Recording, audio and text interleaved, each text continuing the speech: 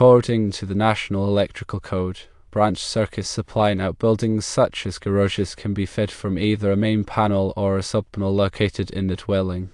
There are two permissible wiring methods to supply the garage from a subpanel. Firstly, the underground feeder method. This involves running a feeder cable directly from the subpanel to the garage access tube. Use an underground rated feeder cable such as UF or US sized appropriately for the circuit load. Install the feeder cable at least 18 inches below grade. Secondly, the overhead feeder method. This involves installing a conduit or raceway from the subpanel to a weatherproof junction box at the garage. Then, run an overhead feeder cable from the junction box to the garage access tube. Use an overhead rated feeder cable, such as THWN or THHN, sized appropriately for the circuit load. There are additional considerations.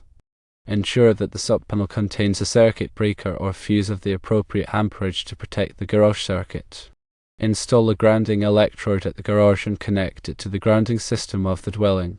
Clearly label the subpanel as the source of the garage circuit. The inspector will likely require documentation, such as schematics or photos, demonstrating that the wiring method used complies with NEC requirements. Ensure that all wiring is properly installed, secured, and protected from damage. Considering the provided information, the underground feeder method may be more suitable given the distance and location of the main panel.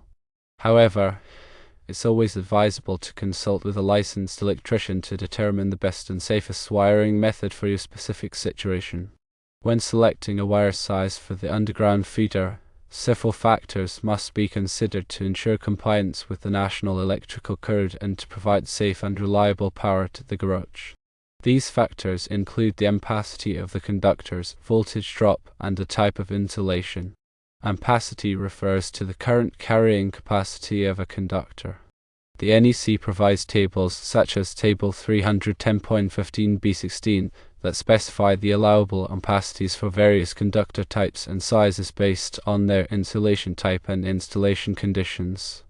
Select a conductor size with an ampacity that is equal to or greater than the non-continuous load plus 125% of the continuous load. A continuous load is defined as a load that operates for 3 hours or more at a time. Voltage drop is the reduction in voltage that occurs as electricity flows through a conductor. Excessive voltage drop can cause equipment to malfunction or operate inefficiently. The NEC recommends limiting voltage drop to 3% for branch circuits and 5% for feeders. To calculate voltage drop, use the following formula: voltage drop equals 2 times K times I times D divided by circular mils, where K is the direct current resistance for the conductor material in ohms per circular mil foot, I is the current in amps, D is the one-way distance in feet, and circular mils is the cross-sectional area of the conductor in circular mils.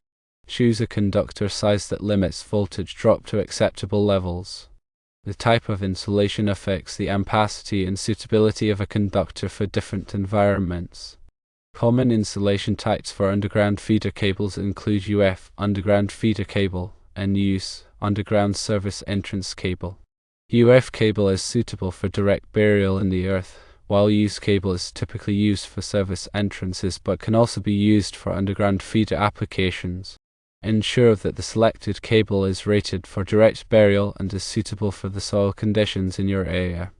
For example, suppose you need to run a 20 amp circuit to a garage located 50 feet from the subpanel. The load is non-continuous, and you plan to use copper conductors with THWN insulation installed in a conduit underground. Firstly, determine the minimum ampacity. The minimum ampacity required is 20 amps. Secondly, select the conductor size based on ampacity. According to NEC Table 310.15b16, a number 12 AWG copper conductor with THWN insulation has an ampacity of 30 amps, which is sufficient for a 20 amp circuit. Thirdly, calculate the voltage drop. Assuming a voltage of 120 volts and using a K value of 12.9 ohms per circular mil foot for copper, the voltage drop can be calculated as follows: voltage drop equals 2 times 12.9 times 20 times 50 divided by 6,530, which equals 3.95 volts. The percentage voltage drop is 3.95 divided by 120, which equals 3.3%. This exceeds the recommended limit of 3% for branch circuits. Fourthly, increase the conductor size to reduce voltage drop. To reduce voltage drop, you could increase the conductor size to number 10 AWG copper. According to NEC table 310.15b16, a number 10 AWG copper conductor with THWN insulation has an ampacity of 40 amps. We calculate the voltage drop with the number 10 AWG conductor voltage drop equals 2 times 12.9 times 20 times 50 divided by 10,380, which equals 2.49 volts. The percentage voltage drop is 2.49 divided by 120, which equals 2.1%. This is within the recommended limit of 3%. Finally, select the appropriate cable. Based on these calculations, a number 10 AWG copper conductor with UFO use installation would be suitable for this application. Ensure that the cable is rated for direct burial and is installed according to NEC requirements. Always consult with a qualified electrician or refer to the NEC for specific requirements and guidance. Selecting the correct overcurrent protection for a garage circuit supplied from a subpanel is critical to protect the wiring and equipment from damage due to overloads or short circuits. The overcurrent protection device, typically a circuit breaker or fuse, should be sized appropriately based on the ampacity of the conductors and the load served by the circuit. Firstly, determine the circuit load. Calculate the total load served by the garage circuit, including lighting, receptacles, and any fixed appliances or equipment. For general purpose receptacle circuits, NEC Article 220.14a requires an allowance of 180 volt-amps per receptacle outlet. For lighting loads, use the actual wattage of the lighting fixtures. Secondly, determine the conductor ampacity. Select a conductor size with an ampacity that is equal to or greater than the non-continuous load plus 125% of the continuous load. Refer to NEC table 310.15b16 for the allowable ampacities of different conductor types and sizes. Thirdly, select the overcurrent protection device. Choose a circuit breaker or fuse with a rating that does not exceed the ampacity of the conductors. According to NEC section 240.4b, if the ampacity of the conductor does not correspond to a standard overcurrent device rating, the next higher standard rating can be used, provided that it does not exceed 800 amps. However, this exception does not apply to receptacle branch circuits. Fourthly, consider motor loads. If the garage circuit will supply motor-operated equipment, such as a garage door opener or power tools, the overcurrent device must be sized to accommodate the motor starting current. NEC Article 430 provides detailed requirements for motor circuit protection. In many cases, a time delay fuse or a circuit breaker with an inverse time characteristic may be necessary to prevent nuisance tripping during motor starting. Fifthly, ensure proper coordination. Coordinate the overcurrent protection devices in the subpanel and the main panel to ensure that a fault on the garage circuit will trip the breaker in the subpanel before the main breaker trips. This helps to isolate the fault and minimize disruption to other circuits. For example, suppose you have a garage circuit that supplies a total load of 15 amps, including lighting and receptacles. You are using number 14 AWG copper conductors with THWN insulation, which have an ampacity of 20 amps according to NEC table 310.15b16. Firstly, determine the circuit load. The total load served by the garage circuit is 15 amps. Secondly, determine the conductor ampacity. The number 14 AWG copper conductors have an ampacity of 20 amps. Thirdly, select the overcurrent protection device. According to NEC section 240.43, the overcurrent protection for number 14 AWG copper conductors must not exceed 15 amps unless specifically permitted otherwise. Therefore, you should select a 15 amp circuit breaker for the circuit. If the load was slightly higher, say 18 amps, you would still be limited to a 15 amp breaker because of the limitations in NEC section 240.4d. You would need to increase the conductor size to number 12 AWG copper, which has an ampacity of 20 amps, to use a 20 amp breaker. Always consult with a qualified electrician or refer to the NEC for specific requirements and guidance. Proper grounding is essential for the safety of any electrical installation, including a garage circuit supplied from a subpanel. Grounding provides a low impedance path for fault current to return to the source, allowing the overcurrent protection device to quickly trip and clear the fault. Firstly, establish a grounding electrode system. NEC Article 250 requires a grounding electrode system for all buildings and structures. The grounding electrode system typically consists of one or more of the following: a metal underground water pipe, a concrete encased electrode, a ground ring, or rod and pipe electrodes. In many cases, a combination of these electrodes is used to provide a more effective grounding system. Secondly, connect the grounding electrode system to the grounding system of the dwelling. The grounding electrode system must be connected to the grounding system of the dwelling using a grounding electrode conductor. The size of the grounding electrode conductor is based on the size of the service entrance conductors, as specified in NEC Table 250.66. Thirdly, install a grounding electrode at the garage. In addition to connecting the garage to the grounding system of the dwelling, NEC Section 250.32 requires a grounding electrode at the garage if it is supplied by a feeder or branch circuit. This grounding electrode can be one of the electrodes mentioned previously, such as a ground rod or a concrete encased electrode. Fourthly, connect the grounding electrode to the equipment grounding conductors. The grounding electrode at the garage must be connected to the equipment grounding conductors that run with the feeder or branch circuit. The equipment grounding conductors provide a path for fault current to return to the source for metal enclosures, equipment, and appliances. Fifthly, bond all metal parts.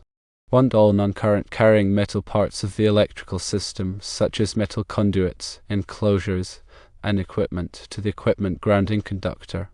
This ensures that all metal parts are at the same potential, minimizing the risk of electric shock. Sixthly, use proper grounding techniques. Follow proper grounding techniques such as using listed grounding connectors and ensuring that all connections are clean and tight. Avoid using the neutral conductor as a grounding conductor, as this can create a shock hazard. For example, suppose you are installing a 20 amp circuit to a detached garage from a subpanel located in the dwelling. The subpanel is fed by a 100 amp service. Firstly, establish a grounding electrode system.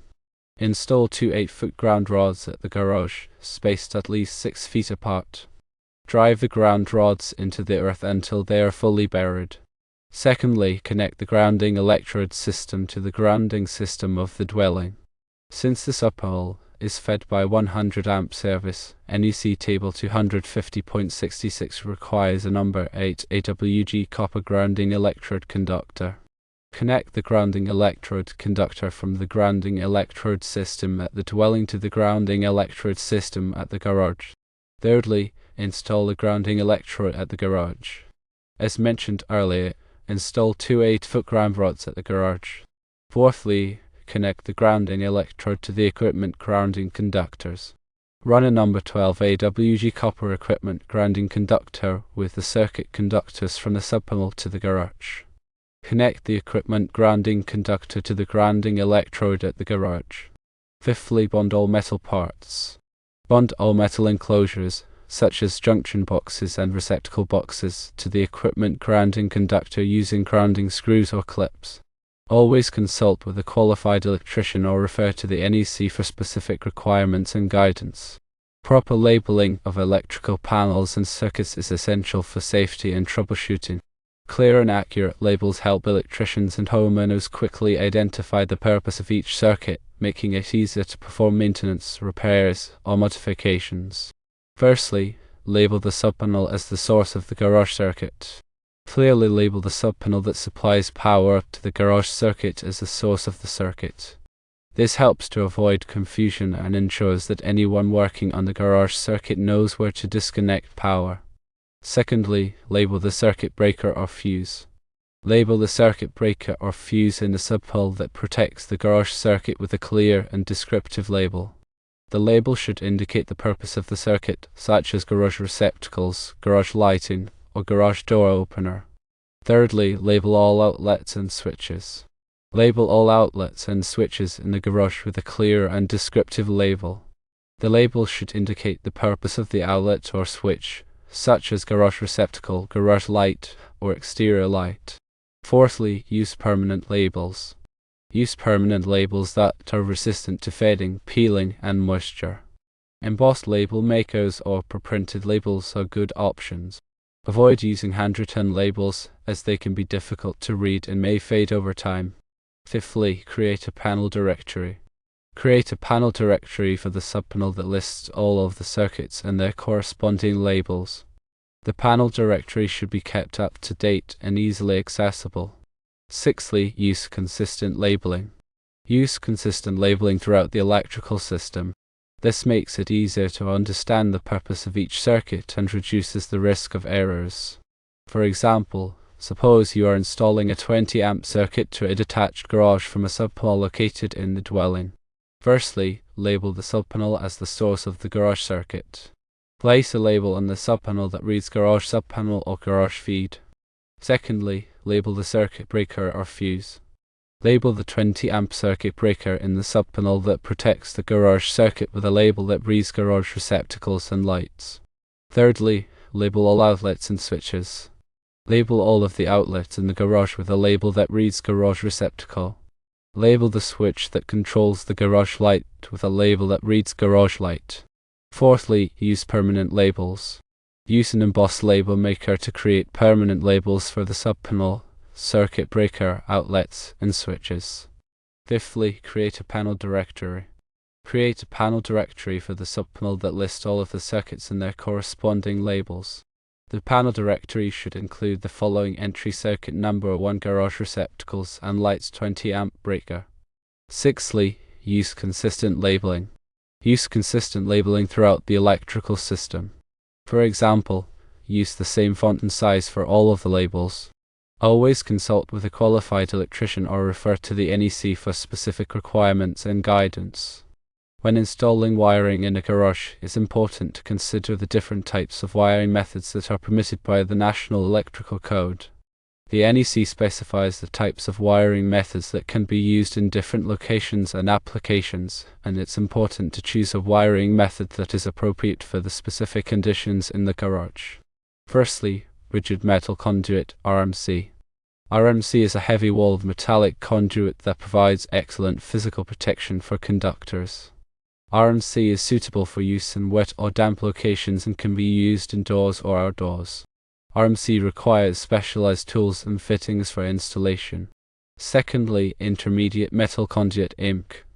IMC is a thinner-walled metallic conduit that provides good physical protection for conductors. IMC is suitable for use in wet or damp locations and can be used indoors or outdoors. IMC is lighter and easier to work with than RMC. Thirdly, electrical metallic tubing, EMT. EMT is a thin-walled metallic conduit that provides good physical protection for conductors. EMT is suitable for use in dry locations and can be used indoors. EMT is not permitted in wet or damp locations or where subject to physical damage. EMT is easy to install and is relatively inexpensive. Fourthly, flexible metal conduit, FMC. FMC is a flexible metallic conduit that is used to provide mechanical protection for conductors in short runs or where flexibility is required. FMC is suitable for use in dry locations and can be used indoors. FMC is not permitted in wet or damp locations or where subject to physical damage. Fifthly, liquid-type flexible metal conduit, LFMC. LFMC is a flexible metallic conduit that is covered with a liquid-type plastic jacket. LFMC is suitable for use in wet or damp locations and can be used indoors or outdoors. LFMC provides good physical protection for conductors and is resistant to oil, chemicals, and water. Sixthly, non-metallic conduit, PVC. PVC is a rigid non-metallic conduit that is suitable for use in underground or corrosive environment. PVC is lightweight and easy to install. PVC requires specialized fittings and adhesives for installation. Seventhly, cables. Several types of cables are permitted for use in garages, including non-metallic sheath cable, NMB, underground feeder cable, OFF, and metal clive cable, MC. NMB cable is suitable for use in dry locations and can be used indoors.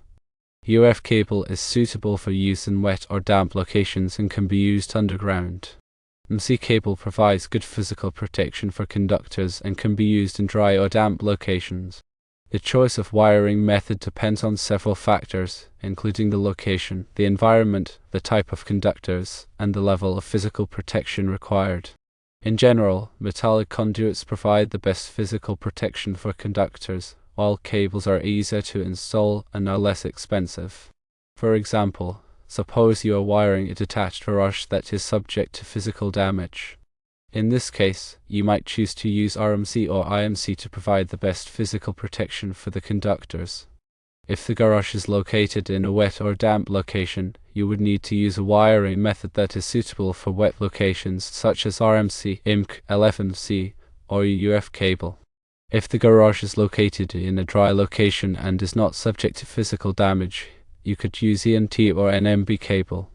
Always consult with a qualified electrician or refer to the NEC for specific requirements and guidance. When running a feeder cable underground to supply power to a garage, it's important to bury the cable at the proper depth to protect it from damage. The National Electrical Code specifies the minimum burial depths for different types of wiring methods, and it's important to comply with these requirements to ensure the safety and reliability of the electrical system. Firstly, direct burial cables. For direct burial cables such as UF cable, the minimum burial depth is 24 inches. This means that the top of the cable must be at least 24 inches below the surface of the ground. Secondly, rigid metal conduit, RMC. For RMC, the minimum burial depth is 6 inches. This means that the top of the conduit must be at least 6 inches below the surface of the ground. Thirdly, intermediate metal conduit, IMC. For IMC, the minimum burial depth is 6 inches. This means that the top of the conduit must be at least 6 inches below the surface of the ground. Fourthly, electrical metallic tubing, EMT. EMT is not permitted for direct burial and must be encased in concrete or buried at a depth of at least 18 inches. Fifthly, non-metallic conduit, PVC. For PVC, the minimum burial depth is 18 inches.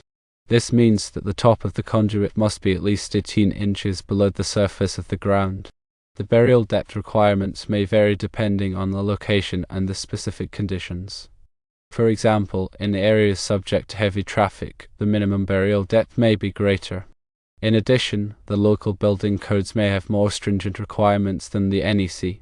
When burying a feeder cable, it's important to take precautions to protect the cable from damage.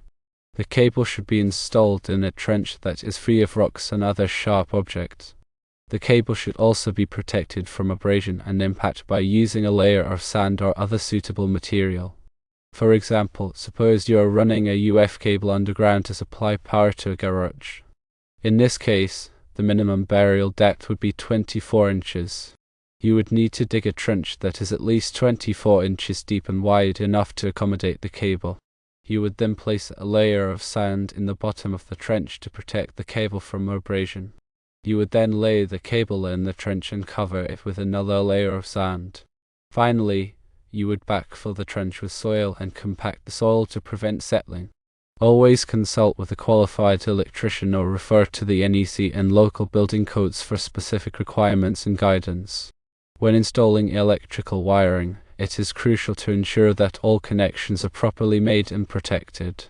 Improperly made connections can lead to loose wires, arcing, overheating, and even electrical fires. The National Electrical Code outlines specific requirements for making electrical connections to ensure safety and reliability. Firstly, use approved connectors. All electrical connections must be made with connectors that are listed and approved for the specific application.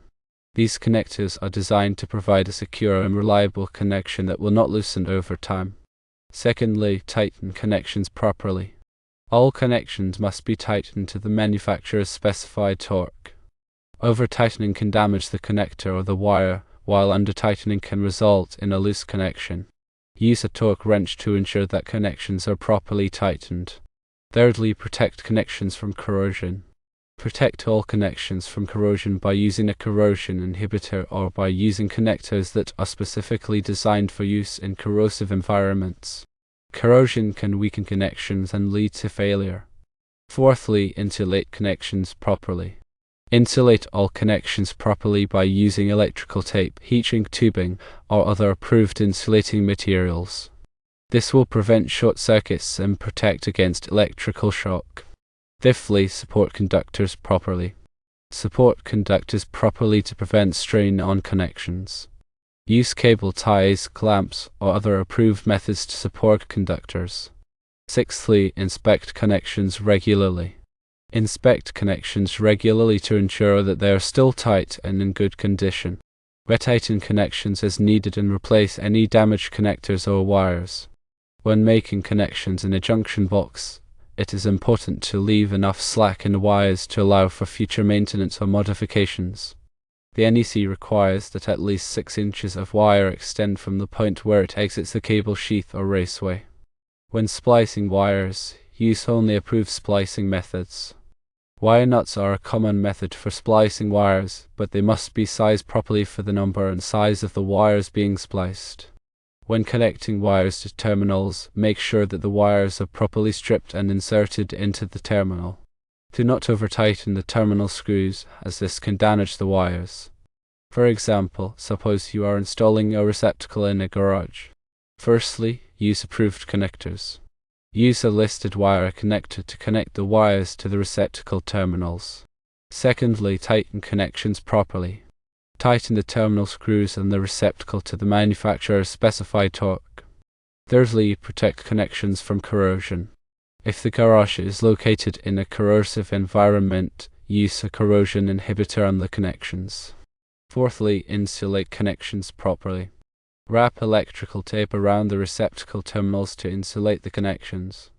Fifthly, support conductors properly. Secure the cable to the receptacle box with a cable clamp to prevent strain on the connections. Sixthly, inspect connections regularly. Inspect the connections periodically to ensure that they are still tight and in good condition. Always consult with a qualified electrician or refer to the NEC for specific requirements and guidance.